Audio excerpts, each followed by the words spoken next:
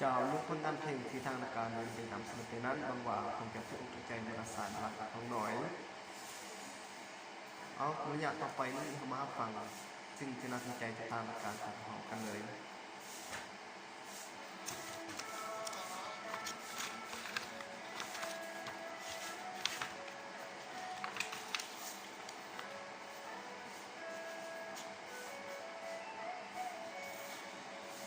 เขามารับฟังบทเรียนดีคนเล่นจากทางการขัดหอประจำอาทิตย์นี้เนาะสมเรียวคอนั้น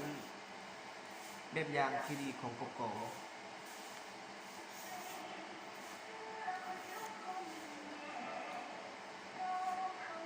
ความอดทนพยายามเป็นบอกเกิดเหตุผลสำเร็จเมื่อคนเฮาหากมีความอดทนผ่านผามีความมุ่งมั่นขยันเพียรต่อการศึกษาเรียนออกงานเพิ่มพูนอดทนก็จะประสบผลสำเร็จต่อหน้าที่เวียกงานได้ตามความมุ่งประสงค์ของตนเองหรือตามความที่ของต้องการของคนทั้ง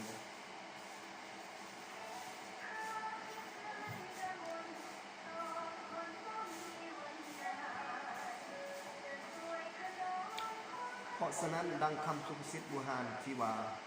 เกาอดเกาเยือนหากสิได้ทนทำแม่นแล้วคำสุภาษิตนี้แม่นถูกต้องที่สุดการดำรงชีวิตของคนเฮาหากคนเฮามีความอดทนพยายามผ่านผ่าอุปสรรคนานาประการ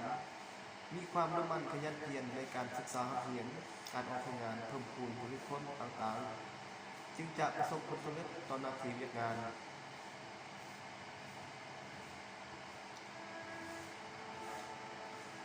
ดังสหาย10 ตีบุญซองทองดาสมาชิกสนุมหน่วยที่2สังกัดอยู่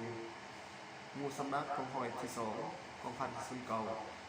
สหายเป็นสมาชิกสนุมที่เด่นสหายเป็นสมาชิกสนุมผู้ที่ดีเด่นมีความมุ่งมั่นในการศึกษาเรียนการออกงานเพิ่มพูนผลิตผลและปฏิบัติข้อกำหนดกฎระเบียบของปกครองได้อย่างดี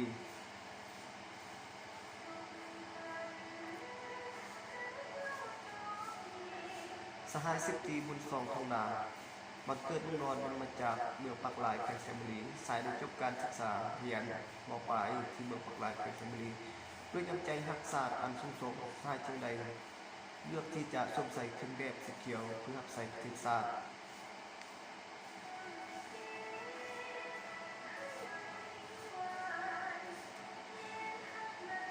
สหายได้ใช้เวลาว่างของตนให้เกิดประโยชน์โดยเฉพาะเมนการทำคูณพืชผลปลูกผักสนองของครัวรวมใน1 อาทิตย์ที่ผ่านมาได้ถึง45 กิโลเฉลี่ยเป็นเงิน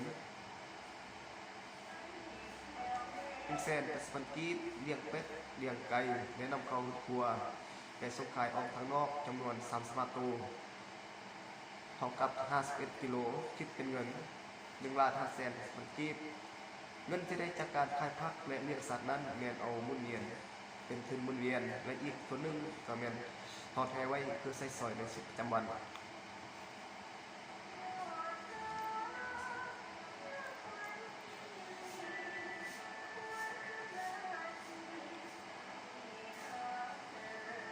นอกจากการปลูกฝังเลี้ยงสัตว์แล้วยังได้เข้าร่วม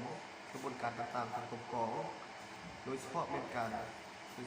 เพจกีฬาเตะบอลตรงต่อไว้ที่กรมกองได้จัดขึ้นยอดความมุ่งมั่นขยันเพียรและเป็นแบบอย่างให้แก่หมู่เพื่อนทางบันเทิงจึงได้มอบหมายหน้าที่เป็นหัดสอบ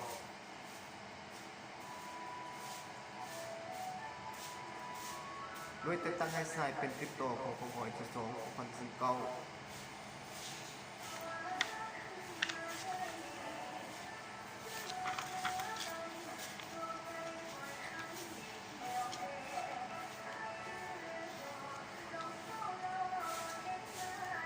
ใช่ก็เฮ็ดรอนนาทีของต้น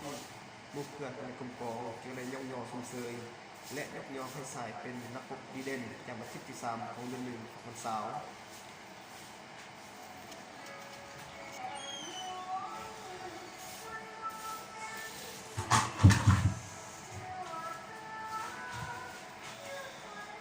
จอทัวร์ผ่านไปนั้นจะเป็นการนำเสนอบทเรียนดีขึ้นเด่นนักปกดีเด่นของกลุ่มของพวกเขาประจำทิศที่3โดยเฉพาะในทางทิศของวันที่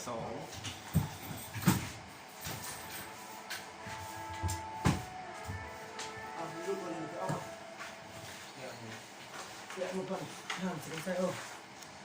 เรียกต่อไปเข้ามารับฟังบทก่อนมันม่วนจะทางการอันหอม คุณมาไม่มาเก้าซ้อนไม่ได้มาไม่มาเก้าเก้าต้องรู้เลย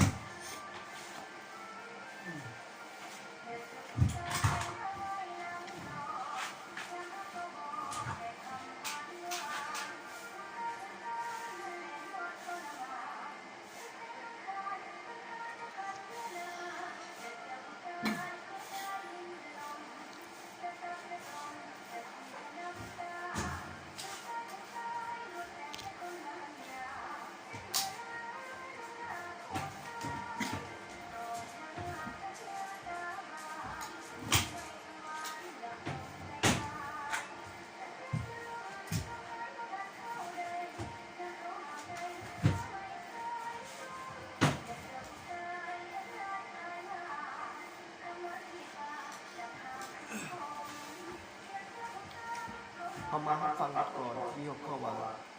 สะดุดี70 ปีที่มีไซซึ่งประพันธ์โดยลูกโดนโค้งแดนนาที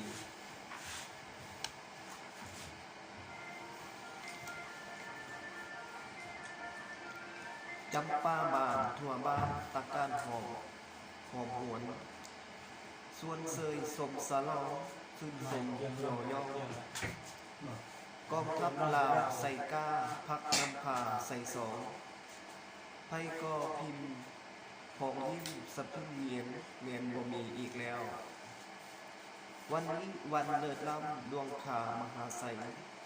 70 ปีเฮืองไส้ทรงเสงเราแจ้งพวงส้นลาวยิ้มแย้มมโนในซอยซื่นวันและคืนบ่เศร้าเงาห่วงดังหลัง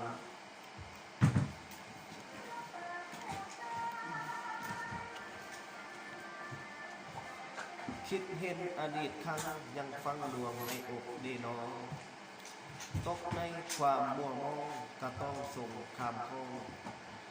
ไพ่ก็มองบางเศร้าเงาอารมณ์อมยิ้มยิ้มบ่ออกหยอกบ่ซื่นสะอึกสะอื่นอยู่เลยย้อนว่ากองทัพลาวไว้วองก้าวสลาดขาคมแรมแนมหนึ่งมาโนนิแมนประโคส่งตองผู้พิษพันพวกพ้องปองดองลาวเวียดเกียรติคุณสุขยู่สร้างวีรกรรมต่อสู้ให้คนหู้ข่าแผ่นดิน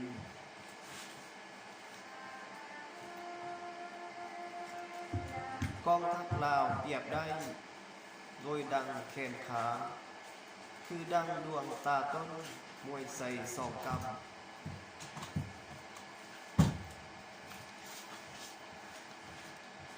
นำพาปะสาก้าวให้ลาวเป็นดาวไม้